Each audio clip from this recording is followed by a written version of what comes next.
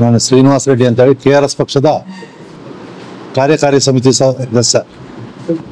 ನಾವು ಮೊನ್ನೆ 20ನೇ ತಾರೀಕು ನಾನು ಖಾದರ್ ಭಾಷಾ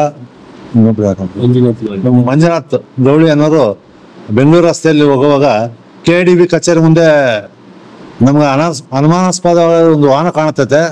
ಅದು ಸಂಡೇ ಇರೋದ್ರಿಂದ ಕಚೇರಿ ಮುಂದೆ ನಿಂತಿರುತ್ತೆ ಒಳಗಡೆ. ನಾವು ಏನು ಮಾಡ್ತಾ ಇದ್ದಾರೆ ಸಂಡೇ ಅಂದಾಗ ಕಚೇರಿ ಒಳಗಡೆಯಿಂದ ಫೈಲ್ಗಳನ್ನ ತಂದು ಕಾರಲ್ಲಿ ಇಡೋದು ನೋಡಿ ಸುಮ್ಮನೆ ಇದ್ವಿ. ನಾವು ಸಂಡೇ ಆ ಥರ ತಗೊಂಡೋಗ್ಬಾರ್ದು, ಆಮೇಲೆ ಸರ್ಕಾರಿ ವಾಹನ ಅಲ್ಲ ಖಾಸಗಿ ವಾಹನ ಅಂತ ನೋಡಿ ಇದು ಮಾಡಿದ್ವಿ. ರಸ್ತೆ ಮೇಲೆ ಬಂದಾಗ ನಾವು ತಡೆ ಹಿಡಿದು ಕೇಳಿದಾಗ ಅದರಲ್ಲಿ 93 ಫೈಲ್ಗಳು ಇದ್ವು, ಕಡತಗಳು 93 ಇದ್ವು. ಎಲ್ಲಿಗೆ ಹೋಗ್ತಾ ಇದ್ರಿ ಅಂದರೆ ನಾವು ದಾವಣಗೆರೆಗೆ ಹೋಗ್ತಾ ಇದ್ವಿ ಅಂತ ಹೇಳಿದ್ರು ಆ ಕಡತಗಳ. ಆವಾಗ ನಾವು ಅದನ್ನೆಲ್ಲ ಪ್ರಶ್ನೆ ಮಾಡಿ ಪೊಲೀಸವ್ರಿಗೆಲ್ಲ ಮಾಹಿತಿ ಕೊಟ್ಟು 112 ಫೋನ್ ಮಾಡಿ ಅವ್ರು ಬಂದು ತಗೊಂಡೋಗಿ ಪೊಲೀಸ್ ಹ್ಯಾಂಡ್ ಓವರ್ ಮಾಡ್ಕೊಂಡು ಆಮೇಲೆ DC-ಗೆ SP-ಗೆ ಮಾಹಿತಿ ಕೊಟ್ಟು ಮುಂದಿನ ಕ್ರಮ ಜರುಗಿಸಿದ್ದಾರೆ. ಅದ್ರ ಬಗ್ಗೆ ನೆಕ್ಸ್ಟ್ ಏನು ಡೆವಲಪ್ಮೆಂಟ್ ಆಗಿದೆ ಅಂತ ನಮ್ಮ ಖಾದರ್ ಭಾಷಾ ಅವರು ಮಾತಾಡ್ತಾರೆ.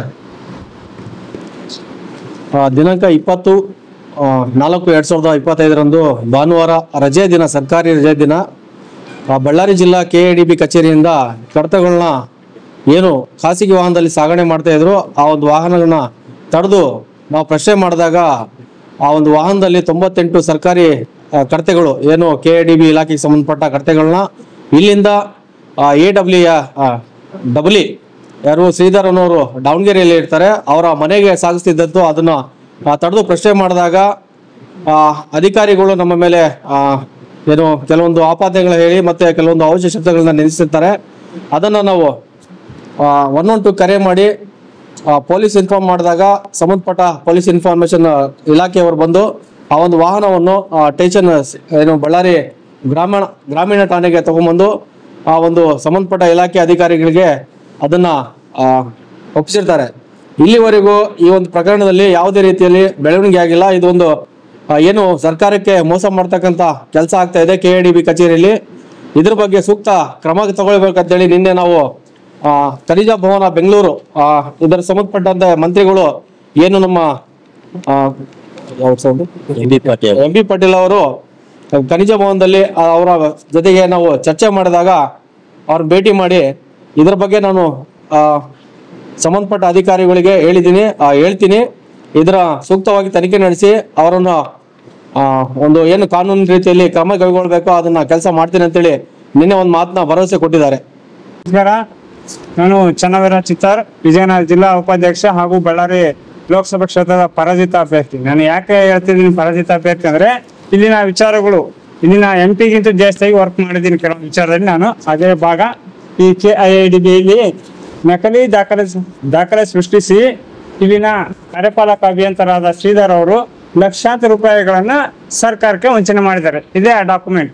ನಾನು ಇದೇ ಹಿಂದಿನ 2024 4ನೇ ತಿಂಗಳಲ್ಲಿ ಅರ್ಜಿ ಹಾಕ್ತೀನಿ, ಏನು ವಂದನಾ ಟ್ರಾವೆಲ್ಸ್ ಸಂಬಂಧಪಟ್ಟ. ಅವರು ನನಗೆ ವರದಿ ಕೊಡಲ್ಲ. ಆದರೂ ನಾನು ಮೇಲ್ಮನೆ ಸಲ್ಲಿಸಿ ತಗೊಂಡಾಗ ಈ ದಾಖಲಾತಿ ಪ್ರಕಾರ ಅವರು ಏನು ಗಾಡಿ ಓಡಲಿಕ್ಕೆ ತಾನಿದ್ದಾರೆ ಆ ಗಾಡಿ ಅವರೇ ಹೇಳೋ ಪ್ರಕಾರ K05 AC 1926 ಈ ಗಾಡಿ ಶಿಫ್ಟ್ ಡಿಸೈರ್ ಹೇಳ್ತಾರೆ ಅವರು ಏನೋ ಅಗ್ರಿಮೆಂಟ್ ಅಲ್ಲಿ. ಆದ್ರೆ ಇದು 3 ವೀಲರ್ ಗೂಡ್ಸ್ ಗಾಡಿ.